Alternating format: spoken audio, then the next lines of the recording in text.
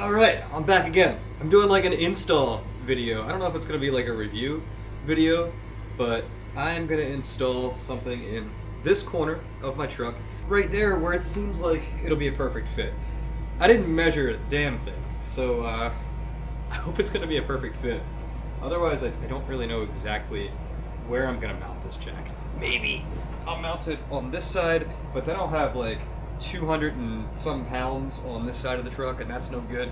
So I guess I could put it on that side, but then I have this toolbox over here, but that would offset the weight a little bit.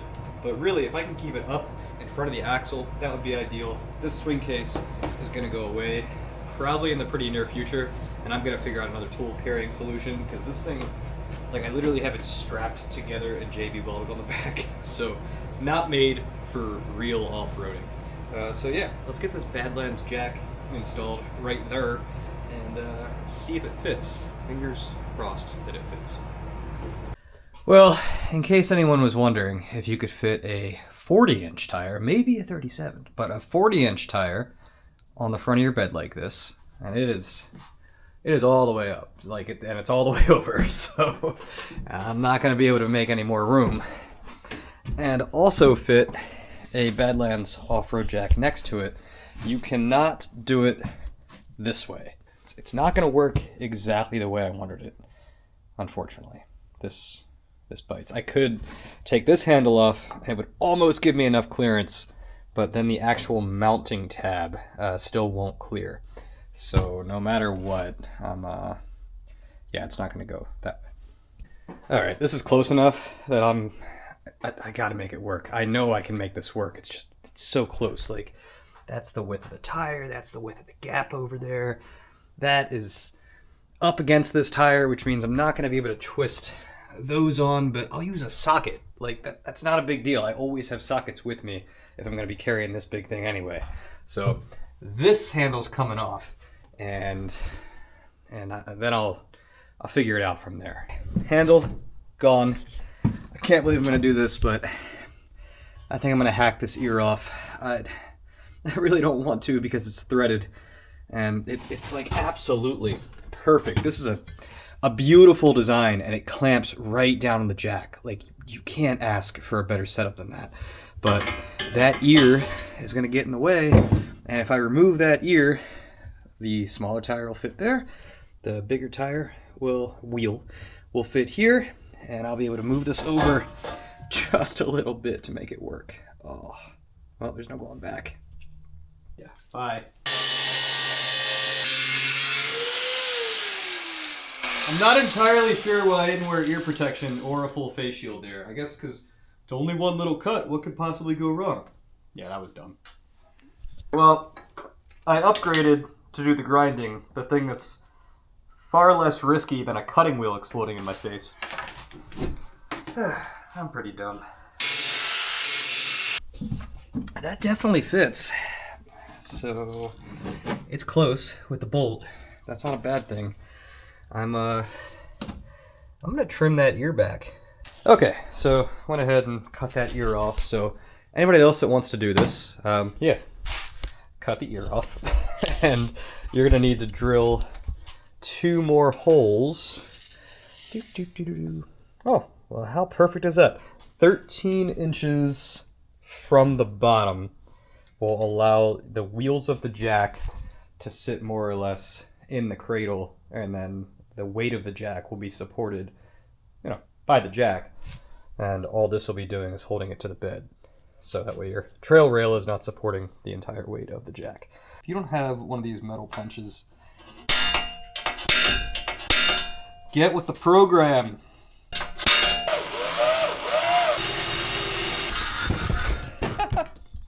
Oh, almost lost you there. Oh, that looks real nice. These are actually the grade 8 bolts that Motobilt provided. Motobilt does not provide a mounting solution for the trail rail, so you gotta come up with that yourself. These are just little T-slot things. I'll link it on Amazon in the description. Pretty inexpensive, And it's a 3/8 inch bolt. Again, 3/8 inch bolt that goes in this T-slot. Definitely, maybe that's gonna be okay. It seems shaky, but I think the wheels on the bottom are gonna make this fine. Let's find out. God, this is heavy. I'm gonna have to move it over just a little bit. And it's gonna have to go up a little bit, but that's fine. I'm gonna have room on this front tire, I think. Ah, boy.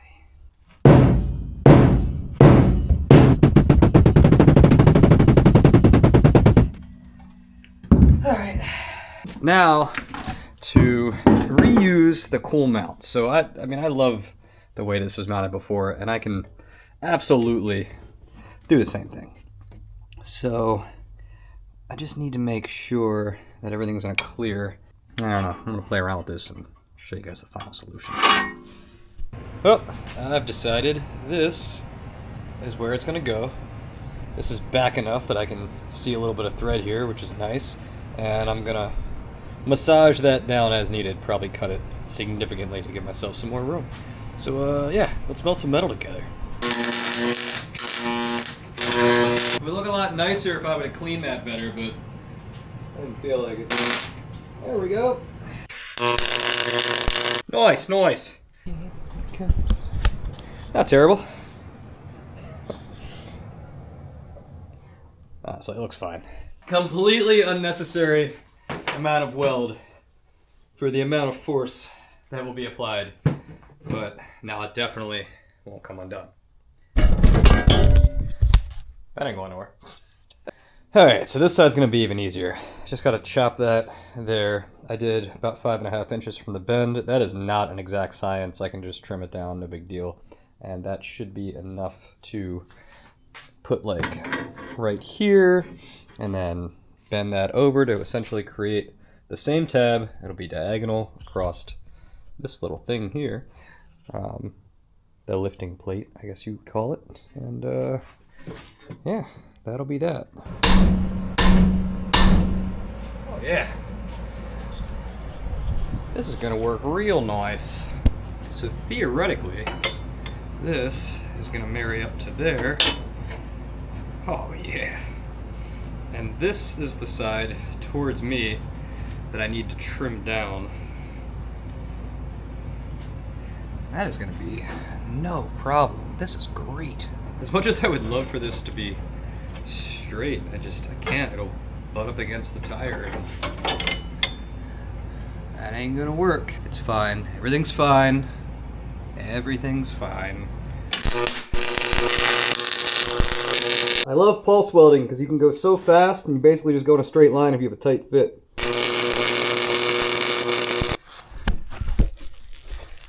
A girl thick. That'll work. Should I go under? No, I'm not going under. That's it. This is 10 times more strength than I need for these. Alright, so the nuts that I welded on look pretty rough because they were stainless steel nuts, and well, I'm lazy and I had them, so I welded them anyway. So we'll see how well that holds, but I'm gonna trim all this back because I don't need all this excess material. I'm gonna cut an angle onto this one because, well, it's offset, so let's make it look on purpose. Scuff this up, paint it, and final mount tomorrow, which is gonna be exciting. I guess I'll do a test fit after I cut everything down. Also, I'm definitely gonna cut this now that it's essentially just useless material and grind it down. Alright, we got the final product. That is an ugly looking nut weld, but it doesn't matter because you won't ever see it. I am scuffing this with 150 grit. That may show through, but I don't think it will. I'm gonna spray it kind of heavy, and that's gonna be that. Alright, let's go to the paint booth. This is gonna look pretty good. Alright, it's a few days later, and there's a few more coats of paint, and looks good enough for government work. This dried off really weird, but it doesn't matter, because that's on the back. And the front, which is what everybody's gonna see, looks fine, which will also be covered by the jack, so don't really care. Oh, it's so close. This gives me plenty of room to secure on that side, Just a little bit more. I could move it over a little bit, but I don't want to pinch my secure thing. I can't think of the word. Whew, all right. It's a tight fit, but we have done enough convincing of the metal. That is close, but it is pretty vertical. Now it's a little not vertical because the tire sits up, so it actually canters a little this way, but I think I'd rather, did it always do that? Oh yeah, it did that anyway. So now it's a little less, but I still have room to screw that on when I put the brace over it. So yeah, this all went according to plan. All right, so final assembly. Motobilt provides the clamps and everything you need for the jack pole, and yeah, she's all mounted up with only 2 bolts, but it's gonna be fine because all the weight is held by the wheels anyway. So the only thing those bolts are gonna do is keep it from moving forward and back, and I'm 100% sure those grade 8 bolts will be able to do that with no issue, especially on a trail rail system that's rated for, like, again, I'm pretty sure it's like 400 pounds. You should probably Google it before taking my word for it, but a little bit of clearancing, which, yeah, I mean, I guess this looks like a dent, but whatever. I don't care, because that is going to work perfect for the wheel. I didn't wear away the bed liner. Bed liner didn't even crack. I did nothing but take a sledgehammer to this. So there's no magic, just that. Heck yeah, that looks great. Got the 40 mounted, got the jack mounted. Maybe I'll do something with this at some point, but hey, it's holding all the recovery gear for now, so whatever. Everything's bolted. No more dealing with straps. This is now just throw it in here, bolt them up, they're good to go. This is game changing as far as convenience is concerned. All right, so I'm pretty pleased with how this turned out. It was a lot more work than it should have been, right? You should just have to scuff it up, spray paint it, throw it in there, use some bolts to mount it to your trail rail system, or drill some holes or whatever. I had to do some modifications, and they were like minor modifications, but you know how that snowballs, and it's taking more and more and more time. But check out all the bed space that I've retained. This is amazing. So I still have all this room, and I have a really big tent. It's a gazelle tent, and I have to run it diagonally when I'm carrying it, but I hope, I'm relatively sure that I could still pack it into that corner pretty well and still carry the gazelle tent with the canopy closed, or the bed cover, bed topper, whatever, closed. And that's the whole point of all this, is to retain all this space. I guess the other point, and maybe the bigger point, is when I'm running really, really hard trails, which I try to do as much as possible, I don't want to have to deal with straps. This is now bolted onto the trail rail system using this Barnes 4-wheel drive mount. Motobilt mount. Everything is super sturdy. This is shaking the entire truck and also shaking the camera. So yeah, I'm pretty sure I can jump the truck and not have to worry about losing that. This is now all mounted better than this terrible investment, which is a swing case. This is bolted to the truck, but yeah, little plastic box, not a great solution. I gotta do something about this at some point. But it works for now, because the lid's strapped down. It's technically locking, although you could just stick a screwdriver in there and pop this right open with any flathead screwdriver. And then it's, of course, restrained by this ratchet strap from Home Depot. But whatever. This is great. This is great. And I can still use this and cover the bed. So, perfect. Love it when a plan comes together.